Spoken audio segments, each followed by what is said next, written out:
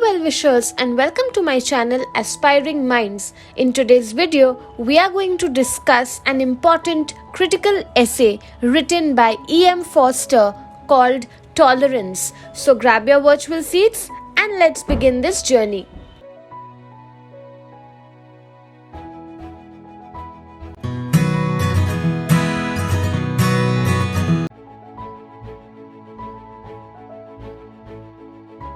Now, before we proceed decoding the meaning of this critical essay, let's understand what is tolerance first.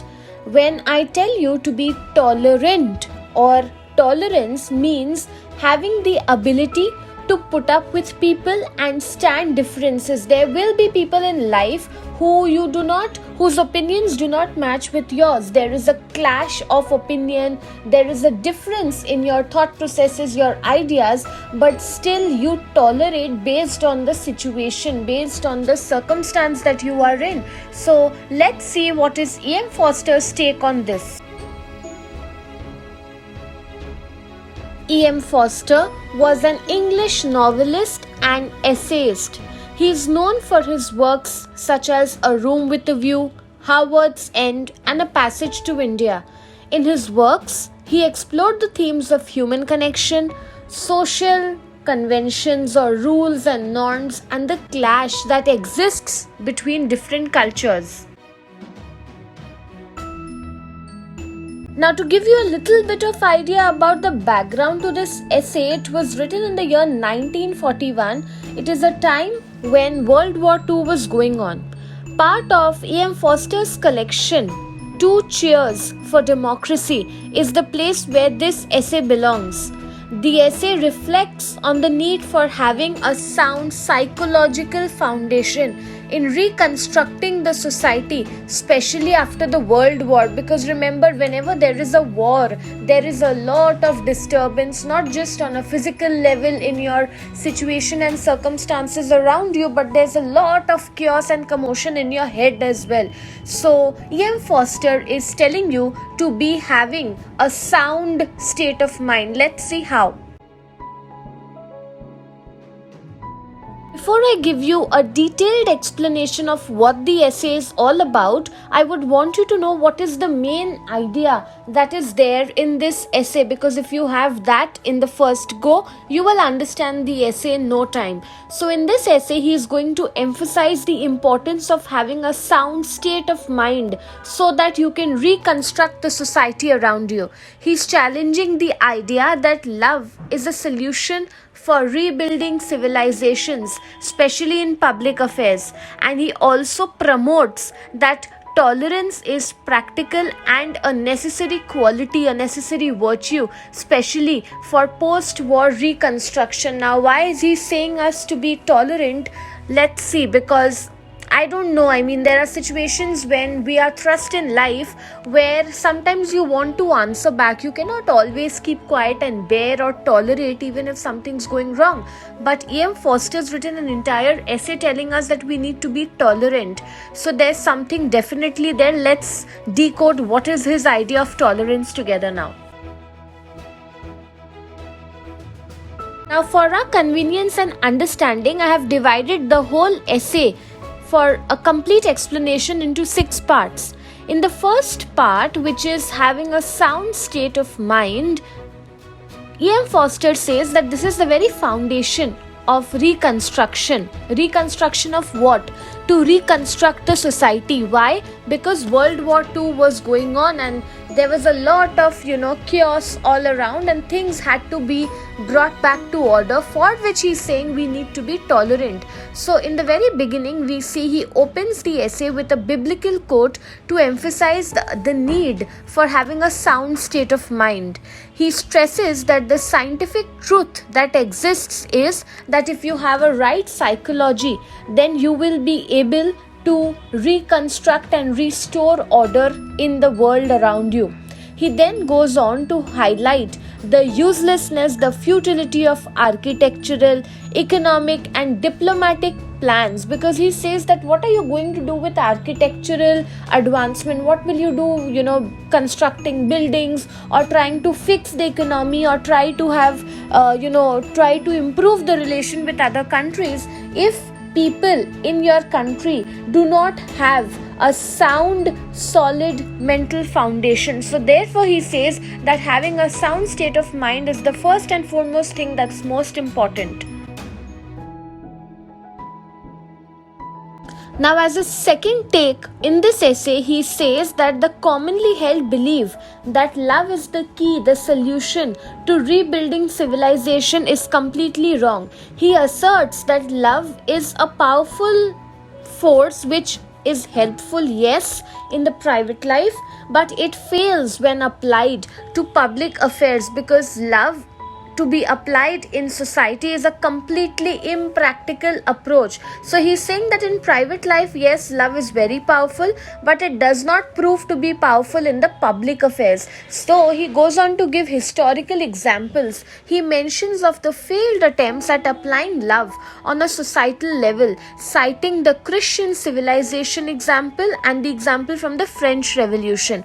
And then he says that the idea of nations or businesses loving each other is completely impractical, dangerous, and it can lead to unnecessary sentimentalism. You will involve emotions unnecessarily. When I go to workplace, and I've heard it from my friends also, a workplace is a place where you go to work. You're not supposed to get emotionally entangled over there. So that is exactly what Forster is also saying, that you need to keep your private life private, and public life is a place where you work, and you need to use logic and reason, not love.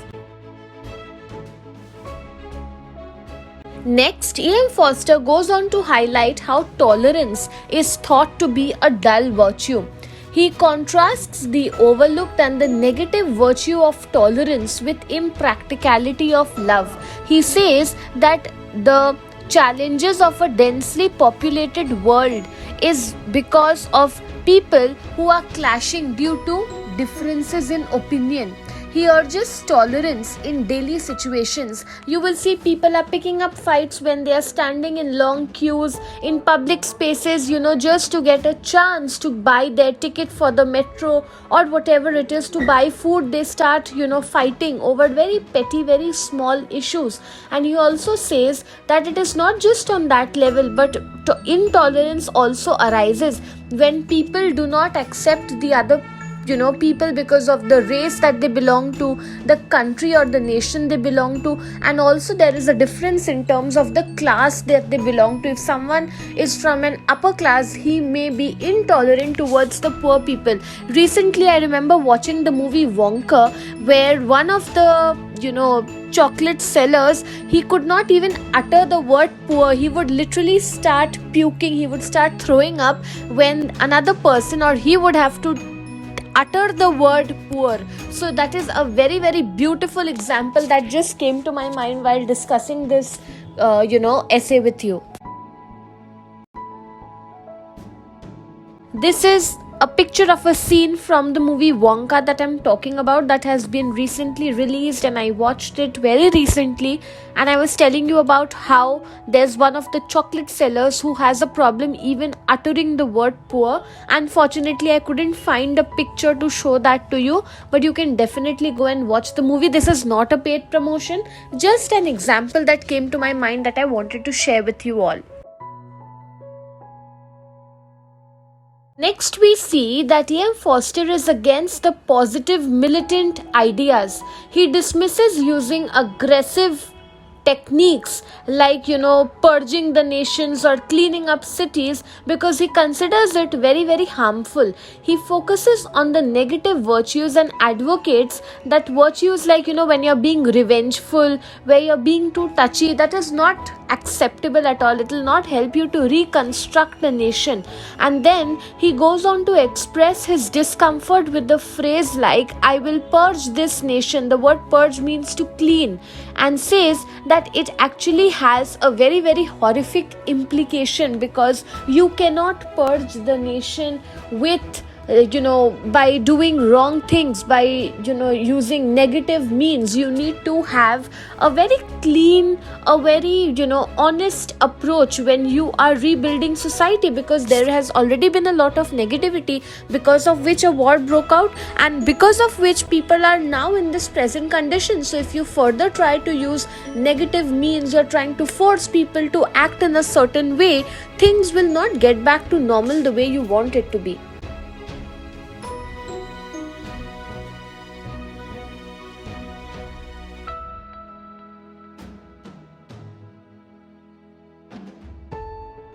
E.M. Forster next says that when you are reconstructing the world after World War, it is going to be a very slow process, and you have to hold on to yourself, because there has already been a lot of psychological unpreparedness. People were not prepared for war in the first place, and then there's been a lot of disturbance in their mental framework. So you need to give people time for them to now start believing in new thought processes, new ways of doing things. Therefore, he says that you need to be tolerant, because you need to make people reach a place where they are able to coexist in a world where there are different nations and they must live together. And then he poses a hypothetical scenario of meeting Germans post-war and the necessity to tolerate despite personal feelings. It often happens in our life, especially when you're going to social gatherings. You may not always like all the people you are meeting there, but still you have to behave in a certain manner. There is a decorum, a code of conduct that you need to maintain, whether you like that person or you don't like that person. So that is the same thing. What are you doing? You're unconsciously being tolerant over there. That's exactly what E.M. Forster is also saying, that you need to have a balance in your approach when you are meeting people and when you are gradually telling people to behave in a certain way. In my final take, we see E.M. Forster giving us examples from history. He cites examples of historical figures like Asoka the Great, Erasmus, Montaigne, John Locke, Sidney Smith, Goethe, and he tells that all these people advocated for tolerance. They promoted tolerance for one another. Then he encourages imagination, which is needed for continuous effort in tolerating others. And then he gives us another final take. He asserts that tolerance is not equal to being weak, but it involves putting up with differences without surrendering your own principles or your thought processes. That's what I told you.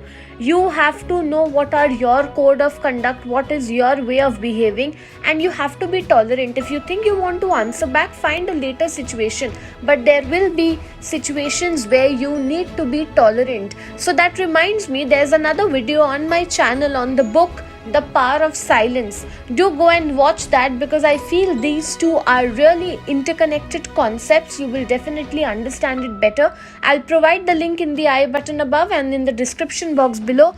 Do watch the video The Power of Silence as well. You'll understand what it is to be tolerant, what it is to be silent.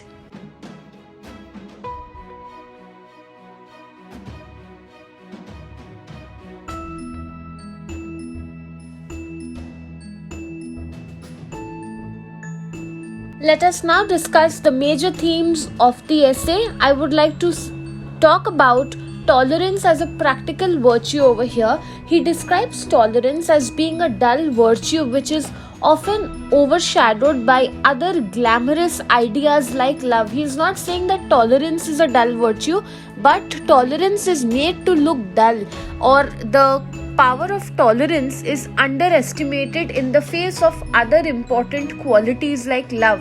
He contrasts tolerance with how love is like an impractical approach and emphasizes its importance in the post-World War world. He advocates for being tolerant in daily situations like in queues, in public places, and in your interaction with different classes of people, different races of people, and also with different nations. He then goes on to tell that how there are negative virtues like revenge or other such virtues which we should not take into consideration when we are constructing a post World War world.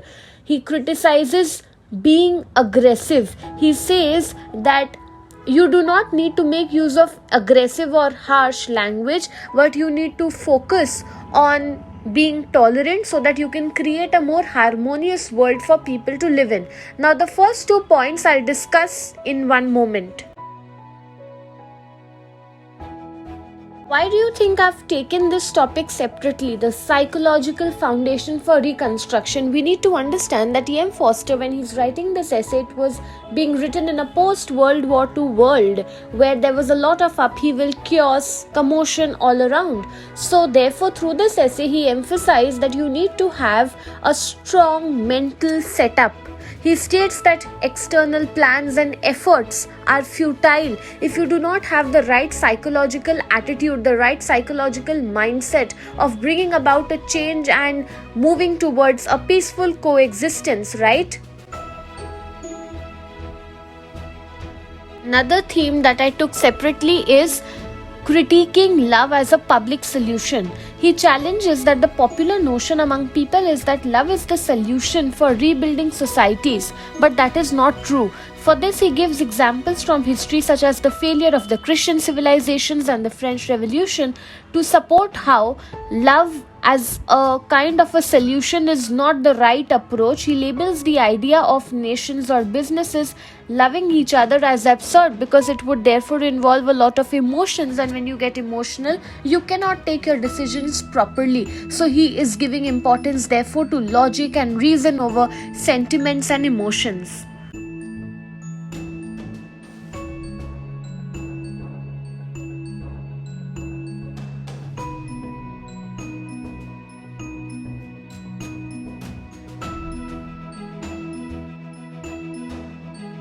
So that's it from this video. I hope you liked it. Do hit the like button, subscribe to my channel for more such future updates. Thank you for watching. Bye.